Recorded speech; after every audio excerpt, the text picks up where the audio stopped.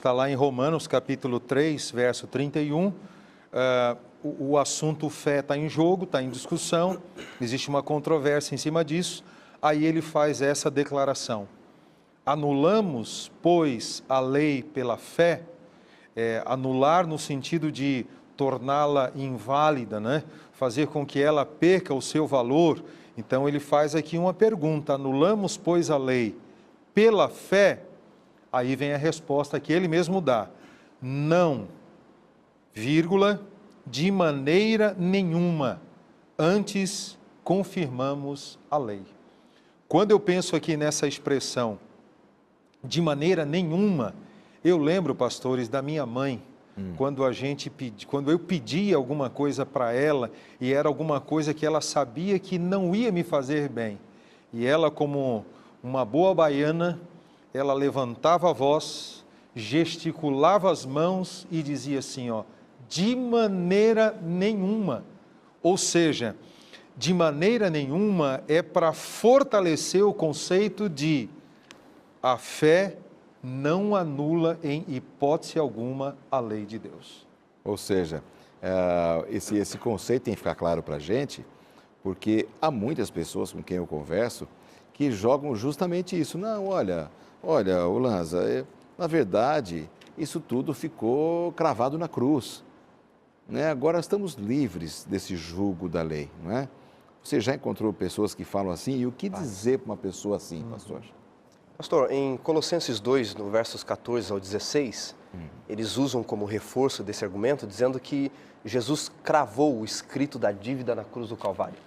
Essa expressão, quirígrafo no original, ela se refere a toda a lei, inclusive lei moral. Foi mencionado já em outros estudos pelo pastor Sidney, que os judeus não viam diferença. A lei era lei. Então, quando Paulo diz que Jesus cravou a lei na cruz, ele está falando de toda a lei, não só da cerimonial, não só da civil, nada disso. Lei é lei para judeu. Inclusive, o autor comenta isso em 2 lições atrás, Exato. mostrando exatamente esse ponto. Aí resta a pergunta: se Jesus cravou a lei na cruz, por que precisamos guardar a lei?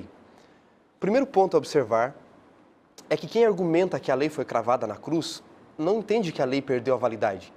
Observe que eles continuam entendendo que matar é pecado, roubar é pecado, mentir é pecado e assim por diante. Então, eles mesmos consideram que a lei continua válida.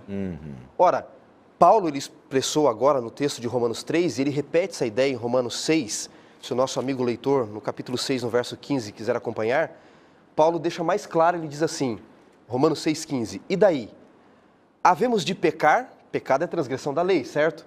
Havemos de transgredir a lei, de pecar porque não estamos debaixo da lei, e sim da graça. Ele repete a ideia de Romanos 3, de modo nenhum. Modo nenhum é uma expressão grega megenoito, significa ideia de louco.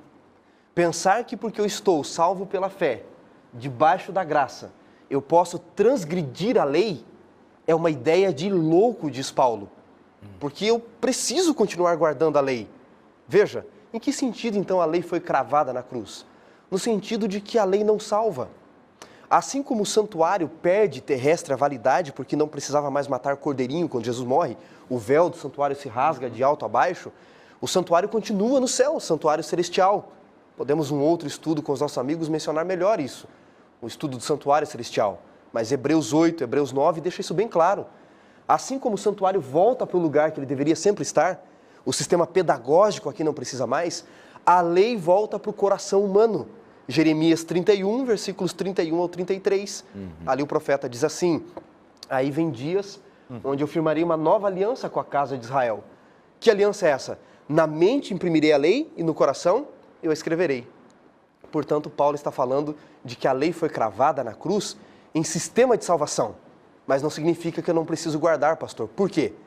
Porque uma vez que a lei agora está no meu coração e não só numa tábua de pedra, a minha obrigação de guardar a lei é maior do que antes ainda. Portanto, a lei continua válida sim. E Paulo diz, pensar que eu posso quebrá-la é uma ideia de louco. É o que ele afirma.